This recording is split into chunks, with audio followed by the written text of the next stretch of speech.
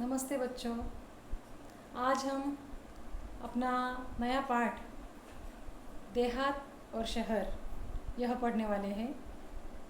इस पाठ के लेखक हैं अभिषेक पांडे। देखो बच्चों, देहात यानी गांव, गांव और शहर, इसके बारे में विशेष जानकारी इस पाठ में बताई गई है। इस पाठ के दो विभाग हैं। पहले विभाग में देहात ने अपने प्रिय मित्र शहर को पत्र लिखा है और दूसरे भाग में शहर ने गांव को यानी देहात को पत्र लिखा है। देखो, यह जो चित्र है यह एक गांव का चित्र है, यह एक देहात का चित्र है। अभी हम शहर का चित्र देखेंगे। देखो, यह है एक शहर का चित्र, बड़ी बड़ी इमारतें हैं। और अभी हम हमारे पाठ को शुरुआत करते हैं।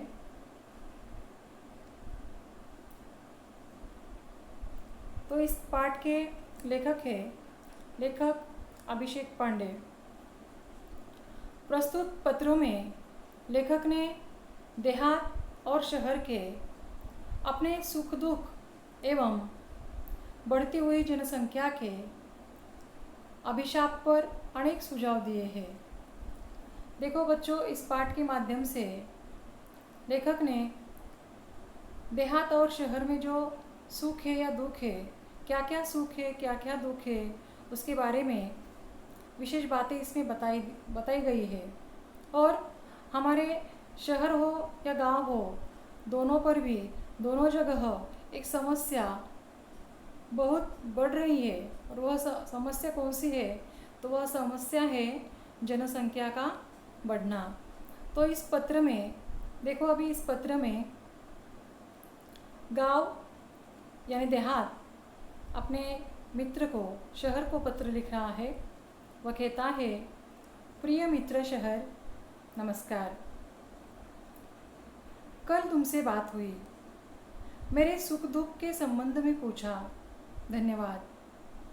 बहुत सारी बातें मन में हैं, सब कुछ दूरध्वनि पर कहना मुश्किल है। सोचा पत्र ही लिखो। अब मैं अपना दुखड़ा क्या रो, दुखड़ा रोना यानी दुख सुनाना। वह कहता है कि मित्र, तुमने मुझे सुख दुख के संबंध में पूछा, कल तुमसे बात भी हुई, इसके लिए बहुत बहुत धन्यवाद। लेकिन बहुत सारी ऐसी बातें हैं जो हम पूरी बातें दूरध्वनि पर नहीं बता सकते, इसलिए मैंने सोचा कि चलो मैं पत्र ही लिखूं। लेकिन अब मैं अपना दुखड़ा क्यों रो, अपना दुख क्यों सुनाऊं? चलिए इस बार कुछ अच्छी बातें भी तुमसे साझा करता हूँ। डिजिटल क्रांति का थोड़ा असर हमारे गांव में भी दिखाई पड़ने लगा है। मोबाइल के माध्यम से नित नवीन सूचनाएं हम तक पहुंचने लगी है। स्वच्छ ग्राम स्वस्थ ग्राम परियोजना घर घर तक पहुंच गई है। ग्रामजन भी शिक्षा, स्वास्थ्य, रोजगार, खेती के नवीन औजारों और आधुनिक खेती की पद्धतियों को थोड़ा थोड़ा जानने लगे हैं। घर घर में शौचालय जैसी सुविधा के प्रति लोग जागरूक हो रहे हैं। देखो, वह कहता है अपने मित्र शहर को कि इस बार मैं तुमसे कुछ अच्छी बातें बताना चाहता हूँ। डिजिटल क्रांति का असर हमारे गांव में भी अभी दिखाई पड़ने लगा है। डिजिटल क्रांति यानी क्या कि अभी हम हमारा मोबाइल का बिल, हमारा लाइट का बिल, हमारा फ़ोन का बिल, ये सब प्रकार की जो बिलें हैं वह हम मोबाइल पर से भरते हैं। मोबाइल पर हम ऑनलाइन सभी व्यवहार करने लगे हैं। तो इसे ही कहा जाता है डिजिटल क्रांति। तो यह डिजिटल क्रांति हमारे गांव में भी अभी दिखाई पड़ने लगी है। मोबाइल के माध्यम से नित नवीन सूचनाएं हम तक पहुंचने लगी है। अभी देखो बच्चों, मोबाइल तो घर घर में पहुंच गया है, गांव गांव में पहुंच गया है। तो उसके माध्यम से बहुत सारी सूचनाएं गांव के लोगों को भी अभी मिलने लगी है। और स्वच्छ ग्राम स्वस्थ ग्राम परियोजना, यह योजना भी गाँव के प्रत्येक घर घर तक पहुँच गई है। अभी ग्रामवासी भी शिक्षा यानी क्या, पढ़ाई, स्वास्थ्य, रोजगार, खेती, खेती के नवीन औजारों और आधुनिक खेती की पद्धतियों को थोड़ा थोड़ा जानने लगे। यानी क्या कि गांव के लोग भी अभी खेती में नए नए प्रयोग करने लगे हैं। खेती के आधुनिक औजारों को वह अभी जानने लगे हैं, उनका प्रयोग भी करने लगे हैं। और गांव में अभी घर घर में शौचालय जैसी सुविधाओं के प्रति लोग जागरूक हो गए हैं। आगे कहता है देहात शहर से। देखो, हालांकि कुछ परेशानियां अब भी वही की वही है। पीने का पानी लाने के लिए दूर दूर तक जाना पड़ता है। मेरे यहाँ विद्यालय तो है, पर उनमें आवश्यक सुविधाएं नहीं है। महाविद्यालय तो हमारे गांव से बहुत दूर है। तुम्हारे बारे में सोचता हूँ तो लगता है कि तुम्हारे पास अत्याधुनिक और अच्छी सुविधाएं, विकसित तकनीक है। तुम्हारे दिन दुनी रात चौगुनी उन्नति हो रही है। तुम कितने सुखी हो।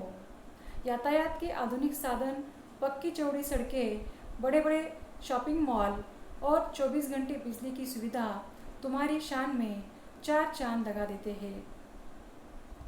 कभी कभी मन बहुत उदास हो जाता है। एक ज़माना था जब मेरे यहाँ बहुत खुशहाली थी, चारों तरफ हरियाली थी, पर अब पहले जैसी रौनक नहीं रही। देखो, देहात कहता है शहर से कि हमारे यहाँ पे बहुत सारी सुविधाएं तो शुरू हो गई, लेकिन अभी भी कुछ परेशानियाँ वैसे की वैसी ही है। जैसे कि पीने का पानी लाने के लिए दूर दूर तक जाना पड़ता है ग्रामवासियों को। और फिर मेरे यहाँ विद्यालय तो है, लेकिन उनमें आवश्यक सुविधाएं जो होनी चाहिए वह तो नहीं है। महाविद्यालय जो है वो तो हमारे गांव से बहुत दूर है।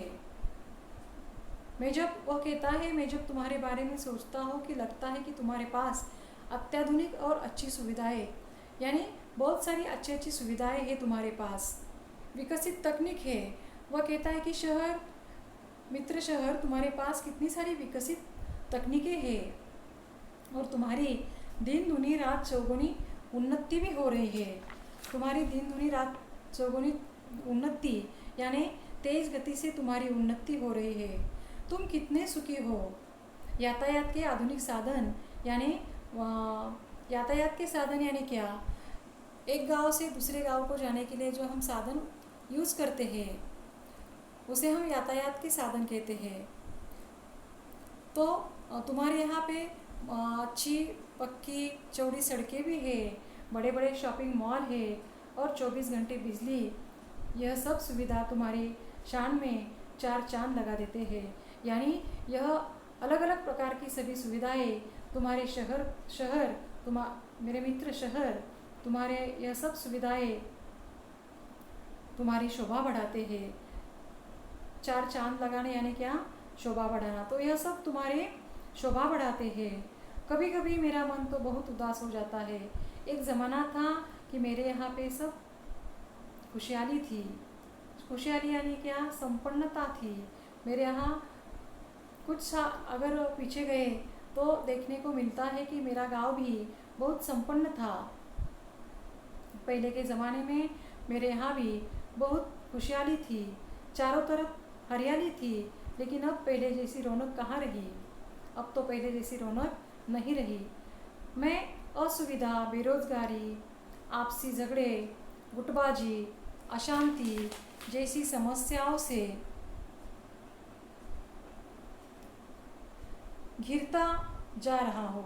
देखो, वह कहता है कि हमारे गांव में बहुत सारी समस्याएं अभी शुरू हो गई है। कौन सी सुविधाएं, तो बेरोज़गारी, यहाँ के लोगों को कुछ भी रोज़गार नहीं मिल रहा है, उसे कहते हैं बेरोज़गारी। और फिर आपसी झगड़े, लोगों में आपसी झगड़े बढ़ने लगे हैं, वह आपस में ज़्यादा झगड़े करने लगे हैं। गुटबाजी यानी क्या, देखो हमारे गांव में अलग अलग तरह के लोग गुटबाजी करते हैं, यानी ग्रुप्स करते हैं, अलग अलग गट करते हैं और गुटबाजी करके अनेक लोगों को परेशान करते हैं। अशांति, हमारे गांव में अभी पहले जैसी शांति नहीं रही। इस प्रकार की समस्याओं से हमारा गांव अभी गिरता जा रहा है। यहाँ के कुछ अशिक्षित और अल्प शिक्षित लोग परिवार कल्याण के प्रति आज भी उदासीन है। देखो, गांव के कुछ लोग हैं जो अशिक्षित है और अल्प शिक्षित यानी कम शिक्षित है, तो ऐसे लोग परिवार कल्याण के प्रति आज भी उदासीन है। जनसंख्या वही एक कारण है कि जिसके कारण हमारे गांव की जनसंख्या दिन ब दिन बढ़ रही है।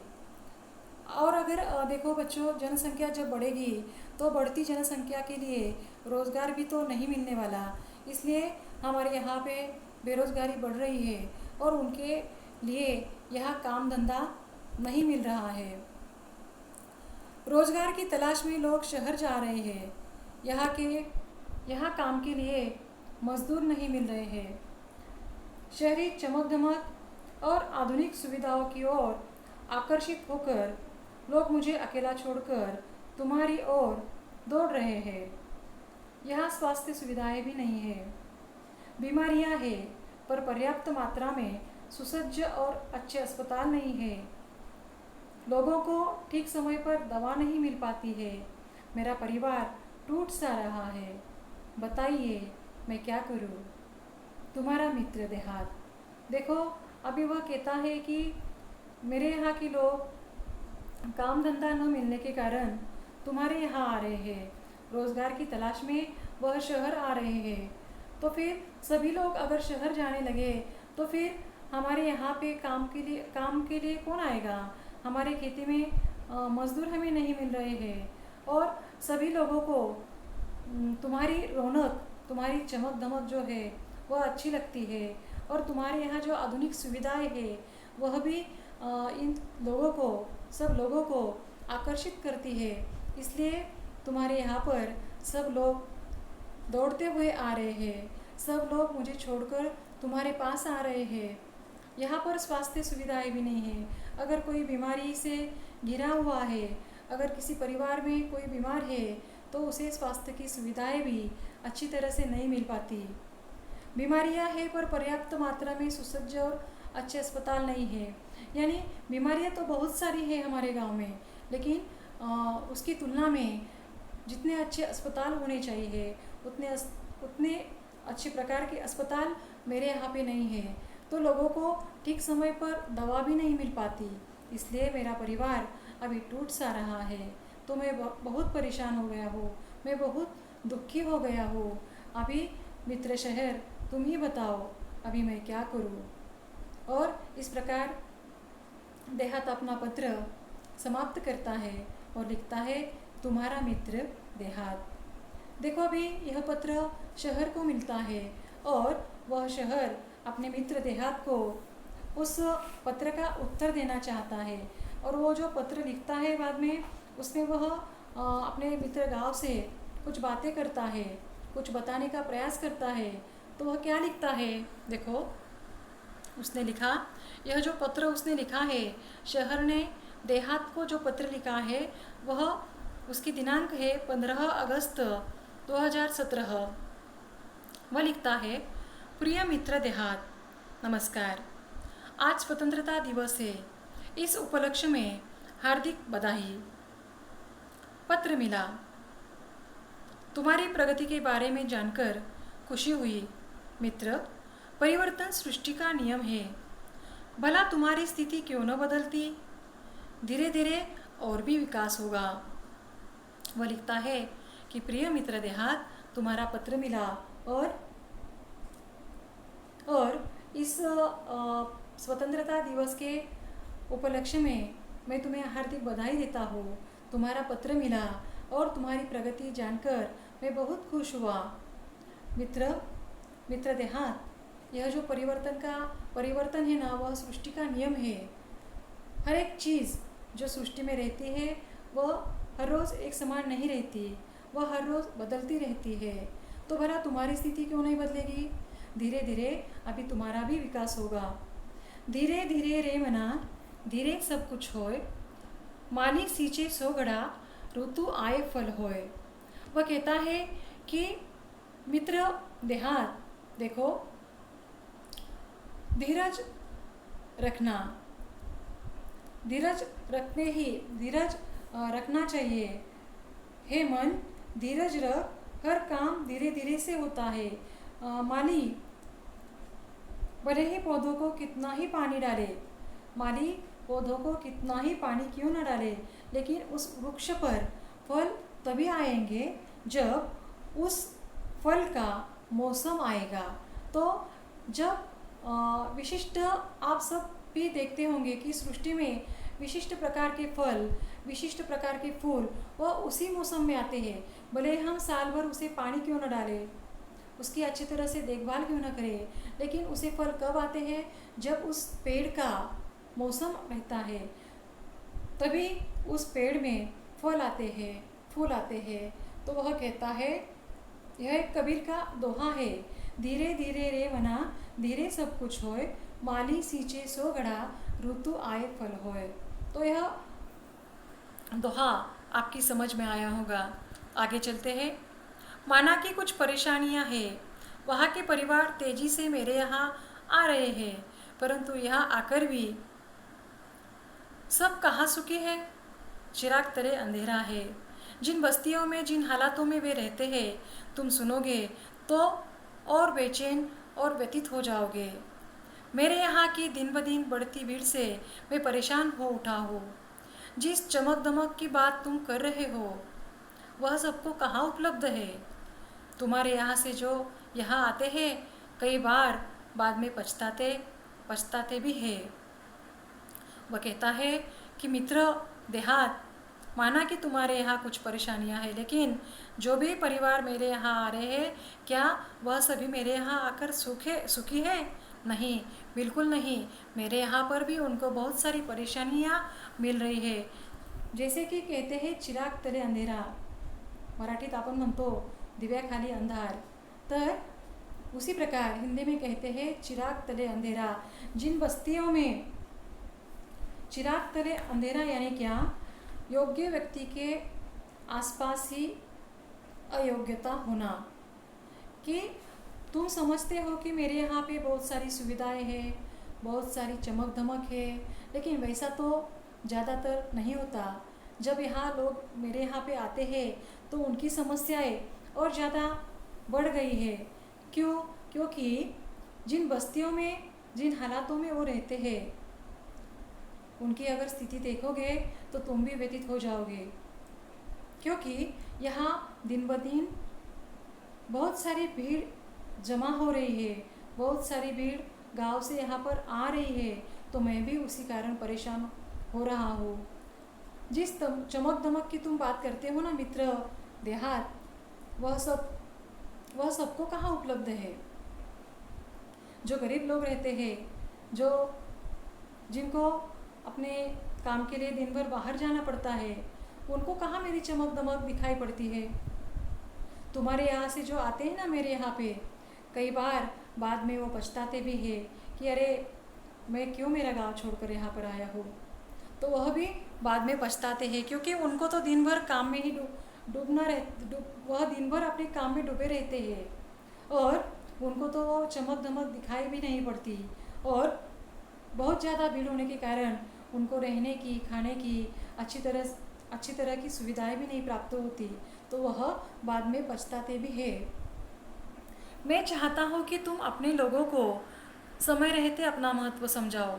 छोटा परिवार, सुखी परिवार की बात अब उनकी समझ में आ जानी चाहिए। तुम उन्हें बुराइयों से दूर रखकर विभिन्न व्यावसायिक कौशलों, कंप्यूटर संबंधी जानकारी विकसित करने की तरफ ध्यान दो। खेल तो ग्रामीण जीवन की आत्मा है। दौड़ना, तैरना, पेड़ों पर चढ़ना उतरना तो वहाँ के बच्चों की रग रग में रचा बसा है। आज कितने विख्यात खिलाड़ी गांव से ही आगे बढ़े हैं। उनको प्रोत्साहित करना तुम्हारी नैतिक जिम्मेदारी है।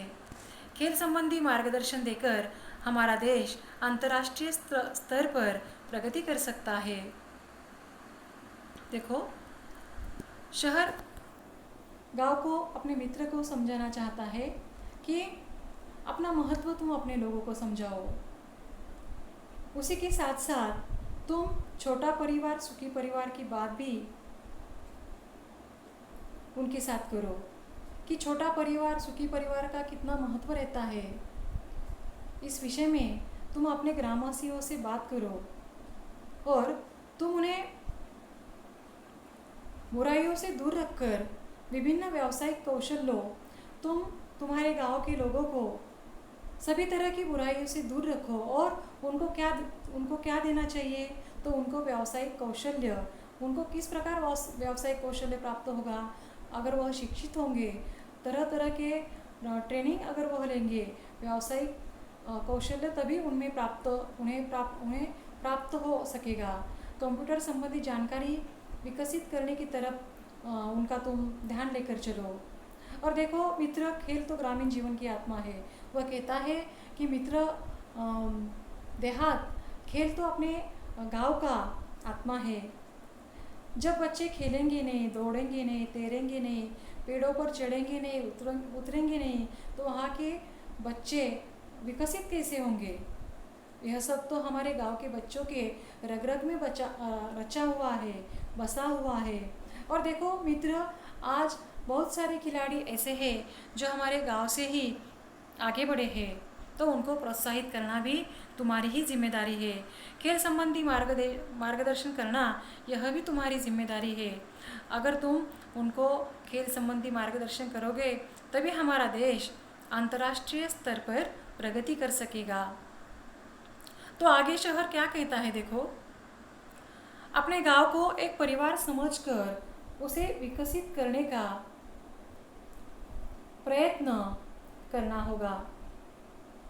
तुम्हारी और मेरी समस्या का मूल कारण दिनों दिन बढ़ती आबादी, अशिक्षा और गरीबी है। देखो, वह कहता है अपने मित्र से कि हमारे दोनों की, यानी देहात में और शहर में दोनों तरफ अगर कोई समस्या है, अगर कोई अलग अलग प्रकार की समस्याएं है, तो उसका मूल कारण, उसका मेन कारण एक ही है और वह है हमारी बढ़ती आबादी, अशिक्षा और गरीबी। देखो, 3 कारणों से हमारे गाँव में और शहरों में समस्याएं उत्पन्न हो रही है। वो कौन से कारण?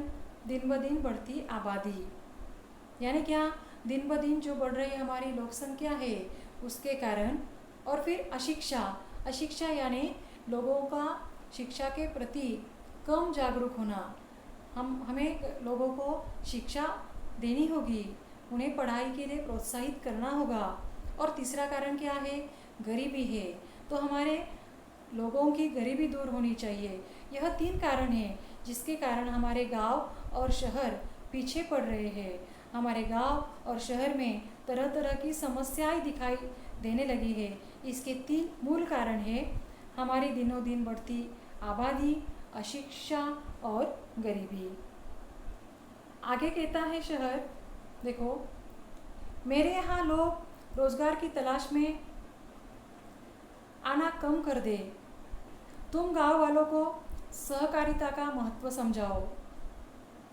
सहकारिता पर आधारित छोटे छोटे व्यवसाय तुम अपने यहाँ शुरू करवाओ, ताकि कृषि आधारित अनेक लघु उद्योग, फलोत्पादन, औषधीय वनस्पतियों की खेती, पशुपालन जैसे अनेक व्यवसाय शुरू किए जा सकते हैं।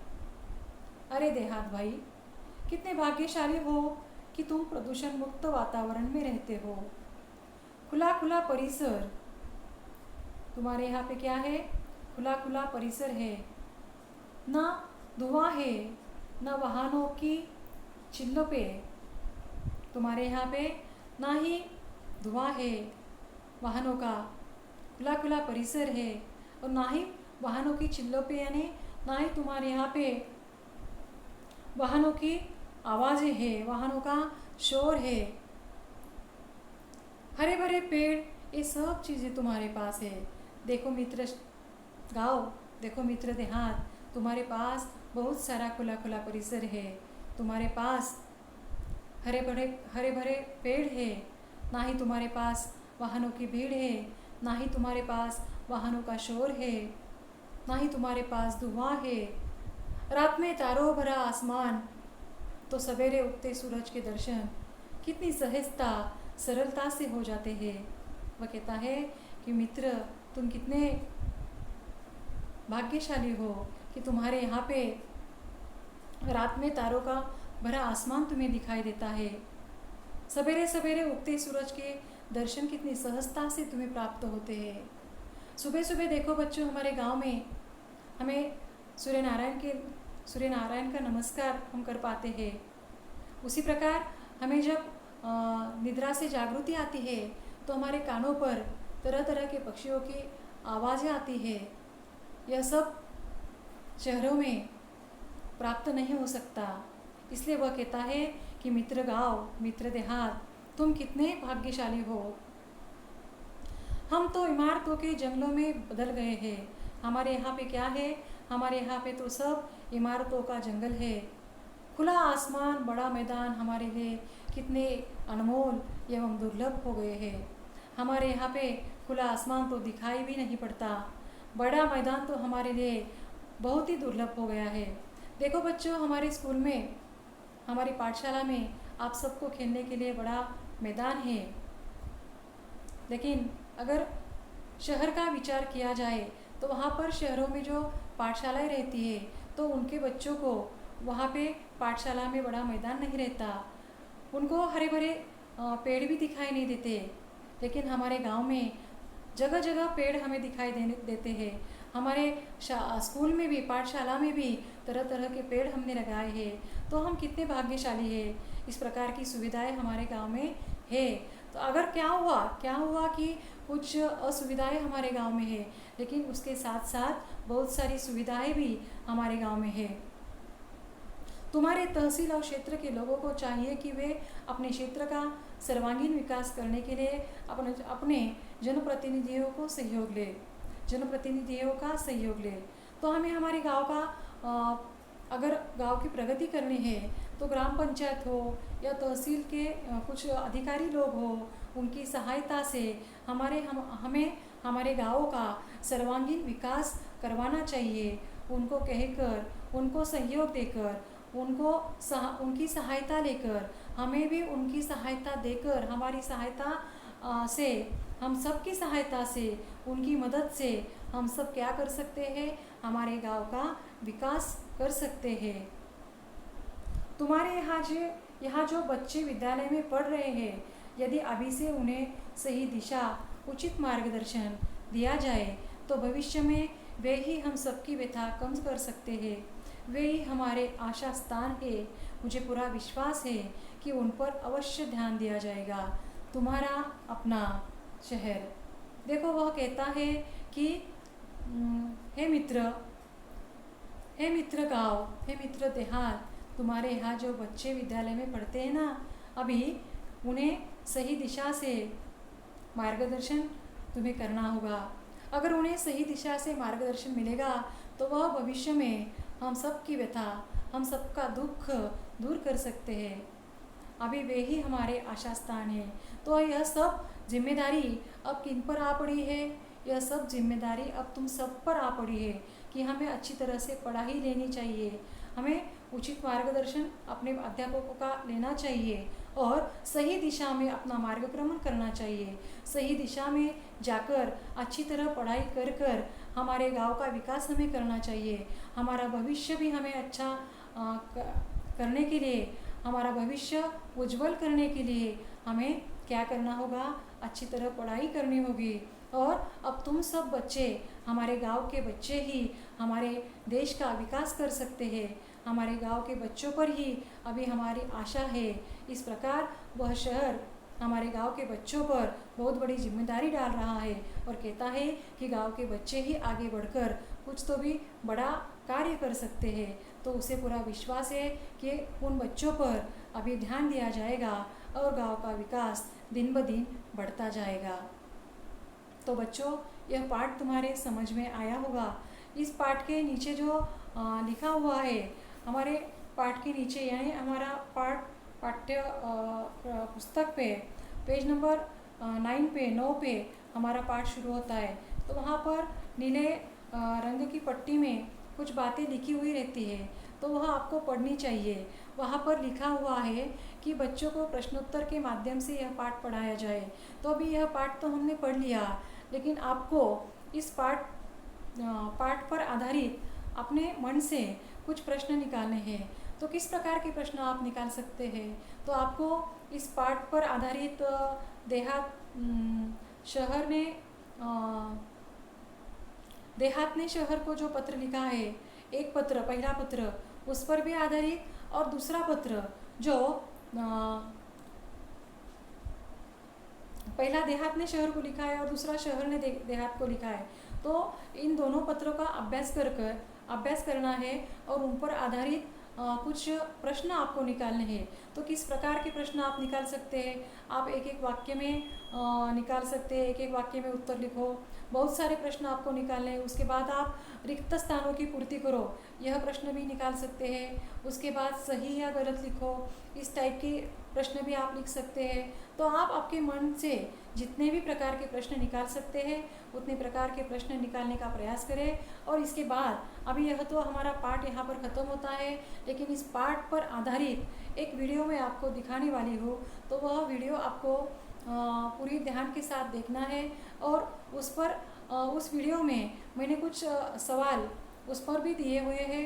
उस वीडियो में मैंने कुछ प्रश्न भी दिए हैं और उसके उत्तर भी उस वीडियो में दिखाए गए हैं। तो वह प्रश्न और उत्तर वह भी आपको अपने कॉपी में लिखने हैं, अपनी नोटबुक में लिखने हैं। लेकिन उसके साथ साथ आपको भी आपके मन से कुछ प्रश्न निकालने हैं। तो अभी यहाँ पर मैं अपना वीडियो बंद करती हूँ। अभी इसके बाद हम वो जो वीडियो है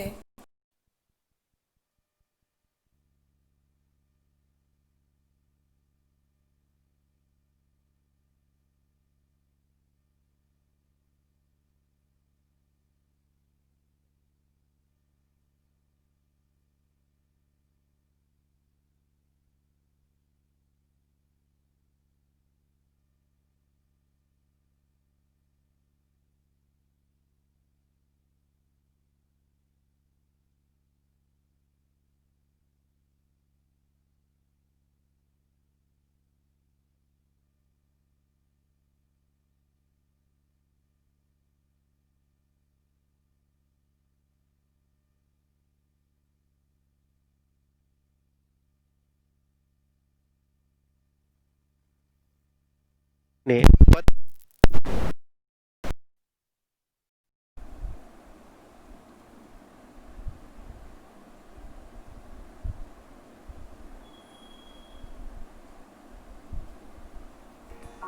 प्रस्तुत पाठ में लेखक ने पत्र के माध्यम से शहर और देहात की वर्तमान स्थिति का वर्णन किया गया है। एक और जहां देहातों में धीमे विकास के साथ साथ बेरोजगारी, गुटबाजी, झगड़े, अशांति, सुविधाओं का अभाव है, वही दूसरी ओर शहरों में चमक दमक तो है, पर साथ ही भीड़, प्रदूषण, गंदगी जैसी अनेक समस्याएं हैं। इस पर लेखक ने प्रकाश डाल दिया है। तो बच्चों, हमारे गांवों में, देहातों में प्रदूषण रहित वातावरण है, खुला खुला परिसर है, न धुआं है न वाहनों की चिल्लपो, हरे भरे पेड़ है, रात में तारों भरा आसमान है, तो सवेरे उगते सूरज की लालिमा देखने को मिलती है। लेकिन शहरों में ऐसा नहीं है। शहरों में एक स्थान से दूसरे स्थान पर जाने के लिए लोग यातायात के सार्वजनिक साधनों का ही प्रयोग करते हैं। यदि ये साधन नहीं होते तो शहरों के निवासियों को अनेक परेशानियों का सामना करना पड़ता। गांवों में पीने का पानी लाने के लिए दूर दूर जाना पड़ता है। वहाँ स्कूली शिक्षा के बाद आगे बढ़ने के लिए कॉलेज नहीं है।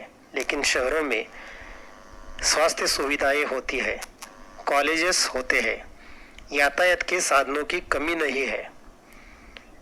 शहरों में पक्की सड़कें होती है, लेकिन गांवों में पक्की सड़कें नहीं होती। शहरों में विकसित तकनीक है, लेकिन देहातों में विकसित तकनीक नहीं है। शहरी चमक दमक से आकर्षित होकर रोज गांवों के लोग शहरों में जा रहे हैं, जिसके कारण खेती के लिए मजदूर नहीं मिलते।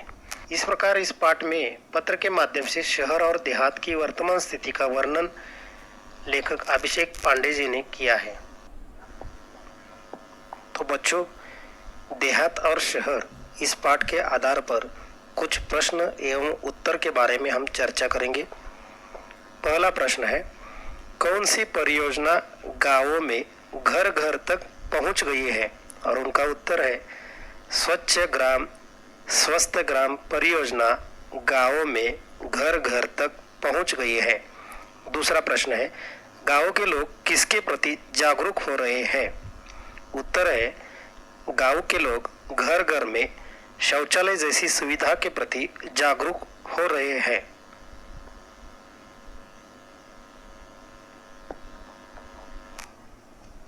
तीसरा प्रश्न है, ग्रामजन भी क्या जानने लगे हैं?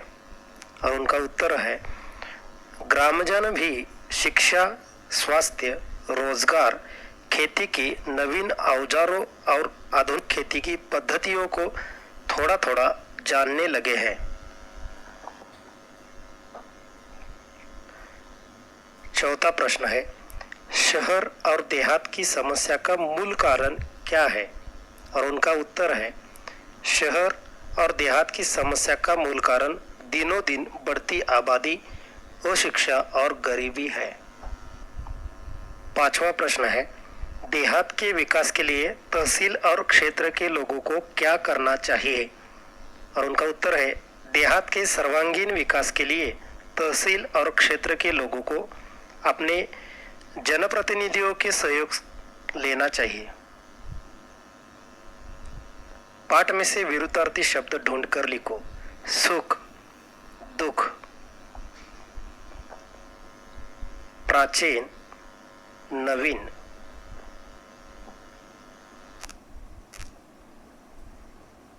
ग्रामीण, शहरी,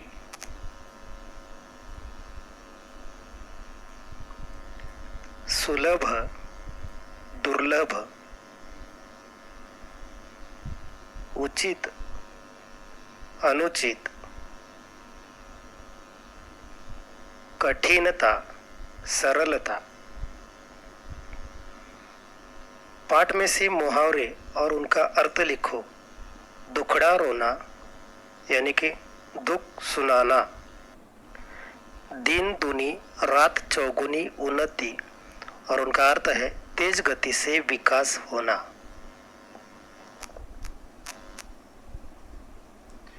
चार चांद लगाना, उनका अर्थ है शोभा बढ़ाना। पाठ में से कुछ कहावतें और उनका अर्थ लिखो। चिराग तले अंधेरा, और उनका अर्थ है योग्य व्यक्ति के आसपास ही अयोग्यता होना। तो बच्चों, अब हम व्याकरण और भाषा की ओर बढ़ते हैं। लिंग के बारे में जानकारी लेते हैं। पुरुष या स्त्री जाति का बोध कराने वाले शब्द को लिंग कहते हैं। लिंग के दो प्रकार होते हैं। पहला प्रकार है पुल्लिंग और दूसरा प्रकार है स्त्रीलिंग। पुल्लिंग जो संज्ञा शब्द पुरुष जाति का बोध कराता है उसे पुल्लिंग कहते हैं।